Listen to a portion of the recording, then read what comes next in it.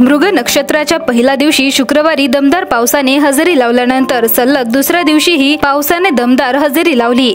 आता मात्र पावसाने दांडी मारली आहे। परिणामी उन्हाची रखरख वाढली असून पारा सातत्याने वर चढत चाललेला आहे। सोमवारी जिल्ह्याचे कमाल तापमान थेट 40.1 डिग्री अंशावर पोहोचलेला होता, तर किमान तापमान 27.4 डिग्री अंशावर गेला होता। त्यामुळे जिल्हावासी हलाखन झाले असून जिल्ह्यात नवतपा परत आल्यासारखं जाणवत आहे। यंदाचा नवतपा जिल्हावासियांना चांगलाच होरपळणारा ठरला। नवतपाच्या काळात जिल्ह्याचे तापमान थेट 45 अंशावर पोहोचलेले होते। परिणामी या आगीत जिल्हावासियांनी कसेबसे दिवस मोजून काढले। नवतपा संपला त्यानंतर शुक्रवारपासून मृग नक्षत्र लागले आहे। पावसाळा सुरू होऊनही पाऊस बरसत नसून पावसाने दांडी मारून बसल्याने सूर्योदय परत एकदा आग ओघू लागलेला आहे। हेच कारण आहे की शुक्रवारच्या पावसानंतर कमाल तापमान घसरून 39.5 अंशावर तर किमान तापमान 25.2 अंशावर आल्यानंतर परत एकदा चढू लागलेला आहे। सोमवारी कमाल तापमान 40.1 अंशावर तर किमान तापमान 28 अंशावर